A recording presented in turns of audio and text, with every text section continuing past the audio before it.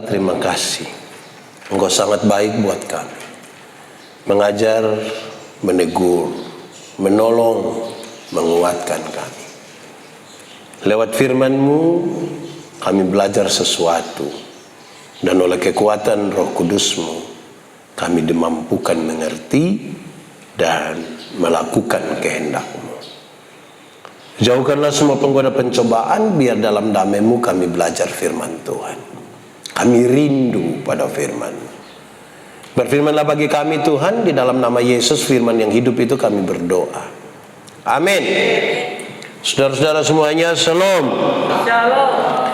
Di kesempatan bagian yang terakhir ini kita ada di ibadah penutupan. Kita bersyukur bahwa di ibadah ini kita masih diberi kesempatan belajar firman Tuhan. Dan untuk kesempatan ini saja kita merenungkan satu bagian pembacaan Alkitab menurut kitab Galatia pasal 1 ayat 17 sampai ayat yang ke-21. Galatia pasal 1 ayat 17 sampai ayat yang ke-21. Yang sudah dapat katakan amin.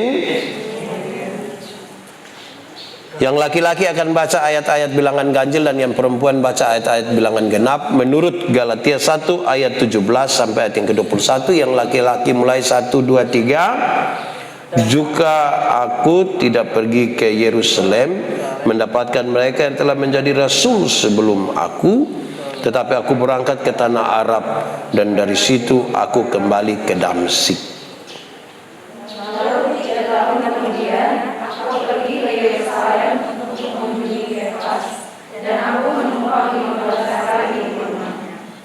Tetapi aku tidak melihat seorang pun dari rasul-rasul yang lain kecuali Yakobus, saudara Tuhan Yesus.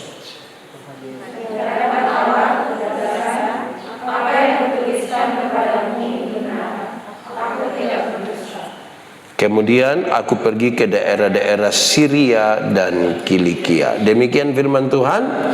Berbahagia setiap orang yang mendengar firman, memelihara dan melakukan dalam hidup setiap hari. Shalom. Shalom. Selamat siang.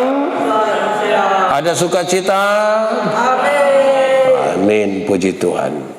Setelah kita belajar beberapa hari di sini, saudara, saya membaca bagian ini untuk kita mengambil sebuah pesan penting bagi kita semua yang akan kembali dan melayani lagi, kembali dan beraktivitas secara normal. Kisah tentang Paulus bertobat itu kisah yang menarik. Kita menghafal dengan baik. Tapi apa yang terjadi setelah Paulus bertobat itu pun menjadi bagian yang penting. Ketika dia akan menjadi seorang yang kemarin militansinya kepada kepada hukum Taurat tinggi sekali, sekarang akan bergeser kepada bagaimana dia membangun militansi dia sebagai orang yang percaya kepada Yesus Kristus Tuhan dan Juru Selamat. Pembacaan tadi menyisakan beberapa tempat yang dikunjungi oleh Paulus setelah dia bertobat. Pertama, dia pergi ke tanah Arab. Setelah pertobatan itu, setelah perjumpaan dengan Tuhan Yesus itu, dia pergi ke tanah Arab. Dia pergi buat apa di sana? Dia pergi untuk berdiam diri sejenak. Dia pergi untuk merenungkan sesuatu dalam semua hal yang terjadi ketika dia bertobat, berjumpa dengan Tuhan Yesus. Seberapa pentingnya berdiam diri, saudara? Terlalu penting. Bagi seseorang yang baru ambil komitmen untuk melayani Tuhan, dia mesti ada waktu berdiam diri sejenak. Merenungkan apa yang harus dia lakukan. Saya mengulangi kalimat ini. Paulus ketika dia baru berjumpa dengan Tuhan, dia bilang, Tuhan, siapakah engkau? Setelah Tuhan menyebutkan, akulah Yesus yang engkau aniaya itu, dia tambahkan satu pertanyaan. Apa yang harus kulakukan? Dia harus ada waktu di mana dia berdiam diri untuk merenungkan apa yang harus dia lakukan, Karena itu pelayanan yang akan dia berikan itu kepada umat Tuhan harus menjadi sebuah pelayanan yang merupakan hasil dari sebuah perenungan yang serius. Kegagalan paling besar dari para pengkhotbah adalah mempersiapkan kata-kata, mempersiapkan ilustrasi, mempersiapkan pakaian-pakaian, dan tidak mempersiapkan diri sebagai saluran berkat. Ada berkat Tuhan yang Tuhan mau alirkan kepada jemaat. Hamba-hamba Tuhan dan orang-orang yang melayani itu adalah saluran. Tahu saluran? Selang, pipa. Ini berkat ini akan sampai kepada jemaat-jemaat kalau saluran itu tidak bocor-bocor. Di asrama ada saluran yang bocor. Seringkali jadi masalah kalau itu selang dong bocor kan. Itu saluran tidak boleh bocor-bocor. Saluran itu pun tidak boleh tersumbat. Itu bahasa Indonesia. Bahasa Kupangnya adalah tasumbat. Berarti kalau Indonesia pakai ter, Kupang pakai ta.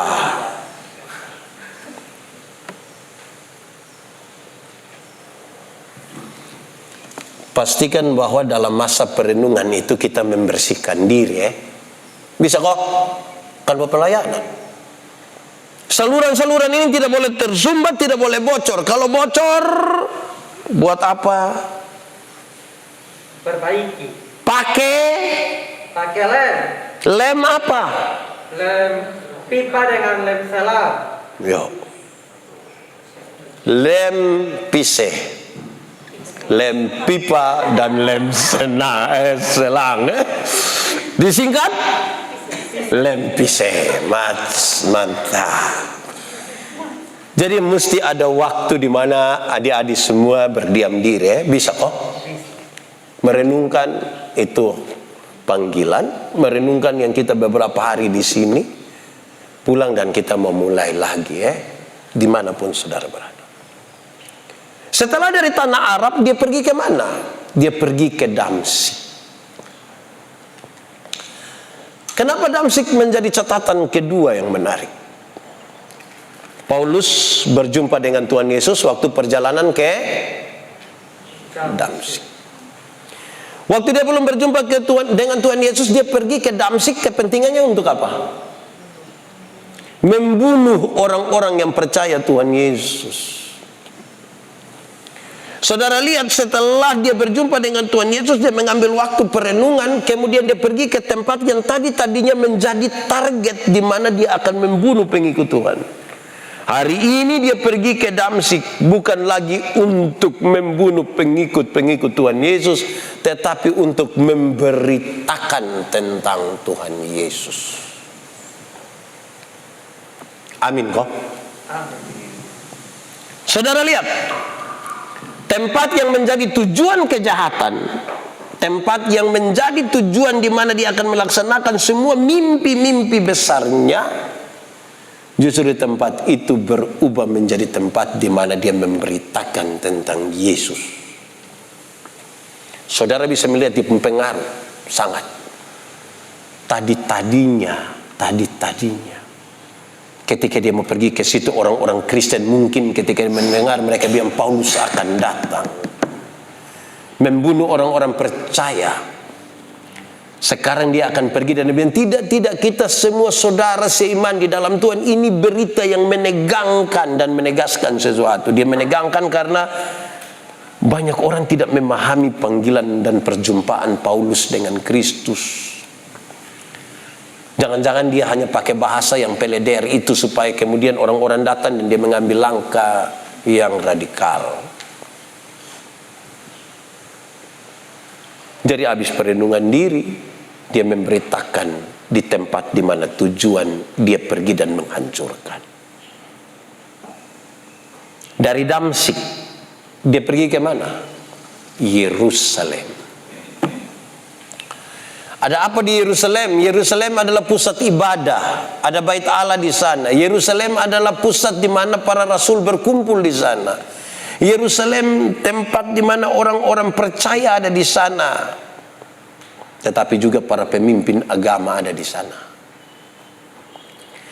Sekarang Paulus akan pergi dengan sebuah keadaan yang baru, tidak seperti keadaan yang lama.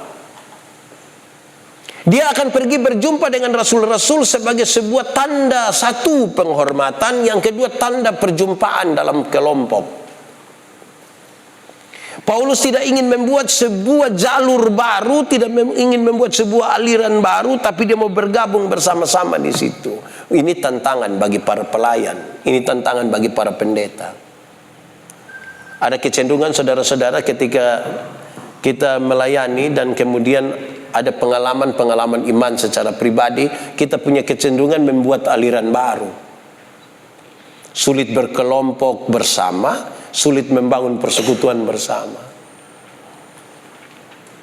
Paulus pergi ketemu dengan teman-teman yang sudah mendahului dia menjadi rasul. Saya mau bergabung dengan kelompok saudara. Bayangkan, hebat ah. Bukan sekedar itu, dia tidak mau bahwa akan ada perpecahan karena tiba-tiba dia hadir di situ. Bukan sekedar itu.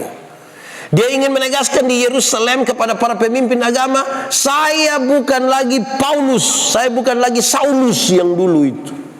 Saya Paulus, seorang yang berjumpa dengan Tuhan Yesus. Tuhan Yesus tuh ketika berjumpa dengan orang, Allah yang kita sembah ketika berjumpa dengan orang, dia rubah dia pun nama. Yakub, kamu jangan lagi dipanggil Yakub, pembunuh, penipu itu. Tapi kamu akan disebut Israel, pejuang Allah. Abram, Saulus, kamu tidak akan disebut Saulus lagi, orang yang mencari dan mengejar serta mau membunuh orang Kristen. Kamu akan menjadi Paulus. Engkau tidak akan lagi kusebutkan Simon, tapi engkau adalah Petrus, Kefas. Di atas batu karang ini kudirikan jemaatku. Aku tidak akan lagi menyebut kamu Abram, tetapi Abraham. Kok gampang ya jadi bapak segala orang percaya, kok hanya ganti nama dari Abram menjadi Abraham. Oh, itu tidak semurah kita pun anak-anak masih di kampung dia pun nama Yakobus, biasa dipanggil Ako. Sekolah di kota tiba-tiba pulang dia ganti nama, bukan Ako lagi, panggil saya Jeko. Wah, tidak begitu.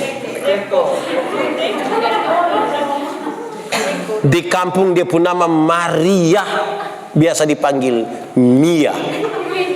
Dan setelah datang di kota, dia pula bilang jangan panggil saya Mia, tapi panggil saya Manohara.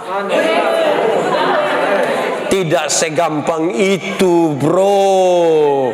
Tidak segampang itu, bestin. Perubahan nama ini adalah sebuah proklamasi di mana ada sebuah titik balik bahwa masa lalu tidak bisa dirubah, tapi sekarang masa depan mau dirancang di dalam nama Tuhan. Amin. Ada yang rencana ganti nama jadi Bobby atau Tayo. Kamu tahu Irma, susah dia makan. Oke, lanjut lihat sini. Dia pergi berjumpa dengan mereka, membangun persekutuan bersama, tetapi menegaskan status. Saya bukan yang dulu lagi. Dia berhenti menyanyi lagu dulu. Aku masih seperti yang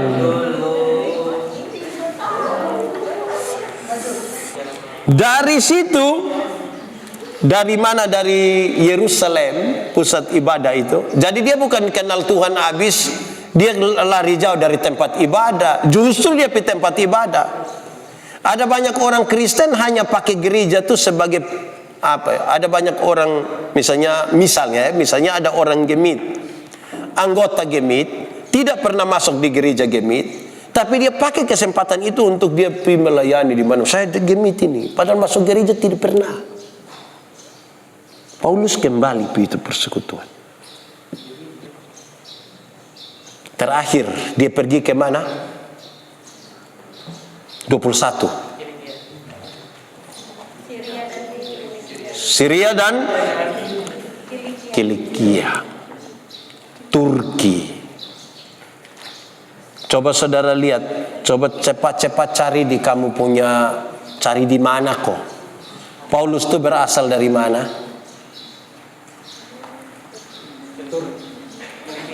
Coba cepat, cepat. Paulus berasal dari mana? Cari cepat. Lebih spesifik. Lebih spesifik. Paulus berasal dari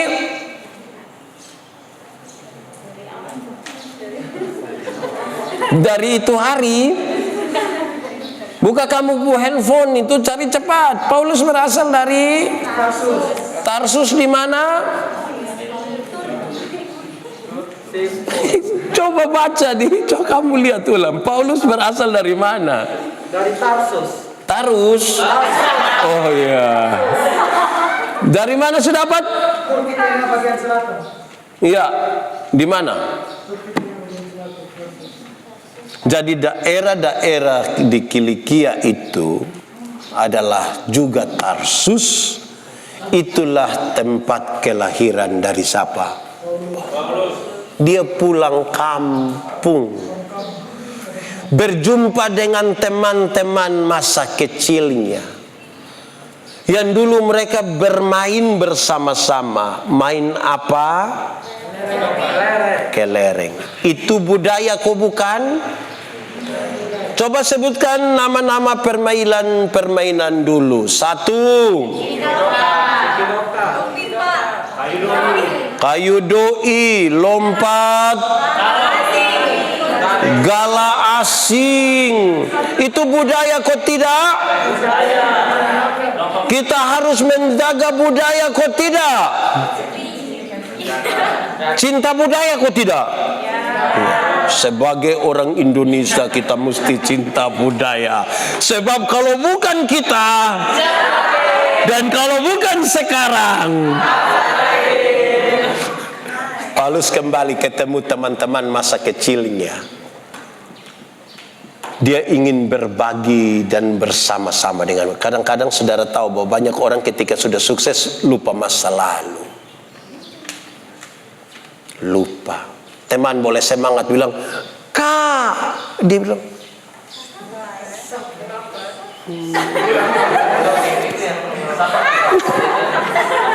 sombong sekali itu. Ingat, jangan lupa masa lalu Ya, jangan lupa masa lalu. Yang saya maksudkan adalah kalau sudah punya kawan baru, jangan lupa kawan lama. Yang buruk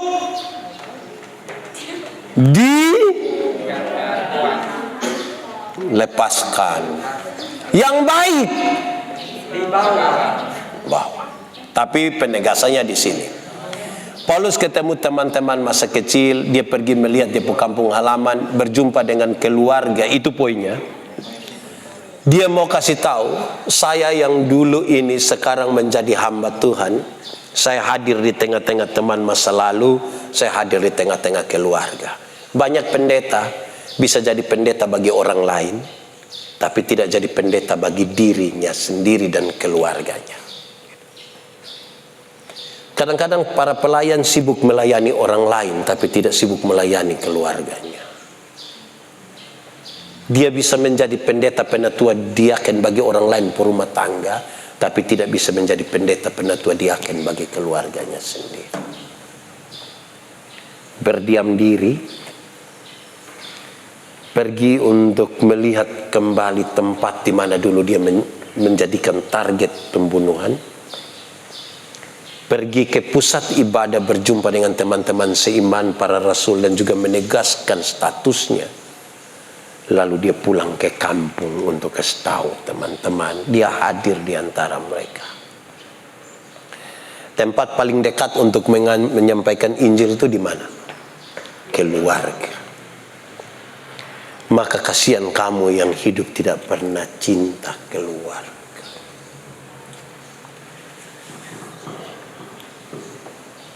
Harus kasih tahu keluarga. Kalau kamu mencintai kamu punya orang tua, kakak, adik, pacar atau siapapun, jangan kamu masuk surga sendiri. Surga adalah surga bagiku kalau kutemukan istriku di sana.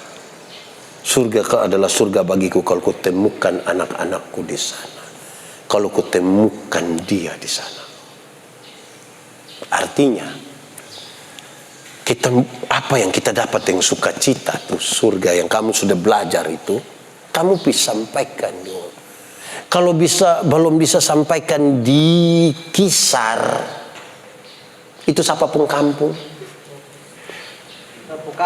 Oh ya. Kalau belum bisa sampaikan di Kisar, Batak atau iya. Sampaikanlah pada orang-orang yang dekat denganmu. Itu dulu.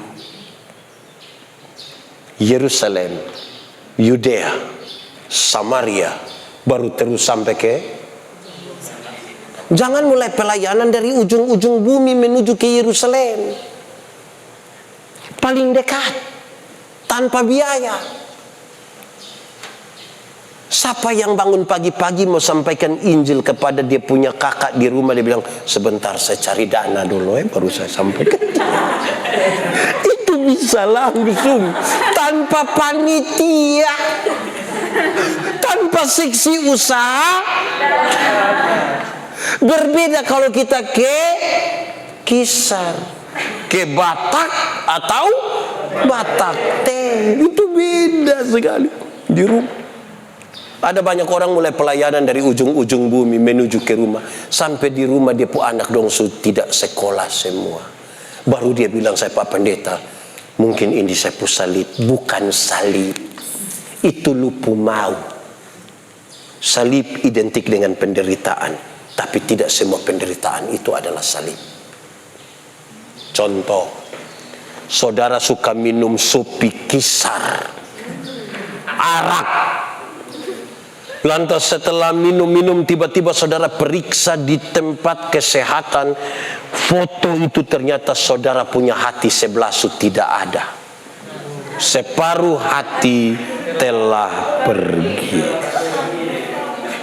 Lantas saudara berdoa, Tuhan saya mohon ampun. Tuhan kasih ampun kok tidak? Kasih. Tapi apakah dengan Tuhan kasih ampun itu separuh hati datang kembali? Iya. Tidak. Mengharukan.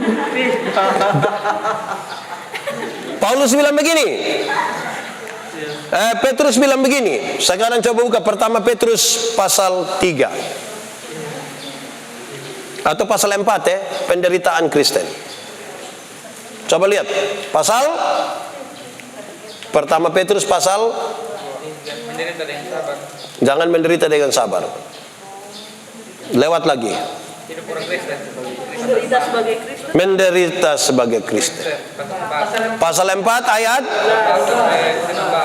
Jika kamu ditangkap dan dianiaya oleh karena namaku, nah itu salib, tapi itu karena Tuhan toh. Tapi kalau kamu pencuri baru kena tangkap, kena cekek, kena lempar, itu menderita kok tidak? Menderita juga toh? Tapi kau bilang itu salib. Bukan. Tidak ada orang pencuri baru pikul salib. Jadi beda sama-sama menderita. Tapi Paulus kembali di tengah-tengah keluarga, mau kasih tahu, saudara-saudara, seberapa beratnya kita berkhotbah di keluarga. Saya setelah jadi pendeta beberapa tahun baru bisa kembali ke Soe, berkhotbah di hadapan sepung bapa duduk begini. Berat. Kenapa? Secara psikologi kita tahu. Orang tua tuh dia paling tahu kita hidup dari orang tua paling, kita bisa drama di hadapan banyak orang, tapi tidak di hadapan orang tua. Tidak. Kayak kamu begini, kalau diberi kesempatan pimpin ibadah, berani di muka orang tua. Saya baru bilang, papa jangan datang. Bapak datang beta tahedek. Tahedek itu pakai bahasa Kupang itu. Bahasa Indonesia tahedek artinya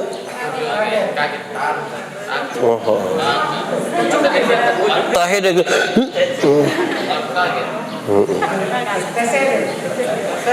Bahasa Kupang ini memang mengerikan. Tahedek itu di kamus besar tidak ada. Google sendiri tidak akan tahu. Itu hari beta bilang melekat dengan Tuhan itu berarti menempel, melekat, malengket. Itu bahasa Kupang. Bahasa Kupang kumpung kakak bilang makaditi. Sumakaditi pasti Magdadoto. Itu tidak ada di kamus lain. Saudara, hadir di tengah-tengah keluarga itu penting untuk memberitakan. Kamu kan harus jadi pelita kan, terang bagi keluarga, bagi siapapun. Jangan berpikir ada di lapangan-lapangan besar sebagai pemain bola, bukan pengkhotbah. Mulailah dari yang kecil-kecil, ketemu siapa saja. Saudara harus mulai dengan memberitakan Injil. Waktu kita terbuka, kesempatan itu ada. Saudara tiap hari berjumpa dengan banyak orang. Saudara harus mulai jadi seseorang yang bisa menyampaikannya. Tuhan memberkati kita. Amin.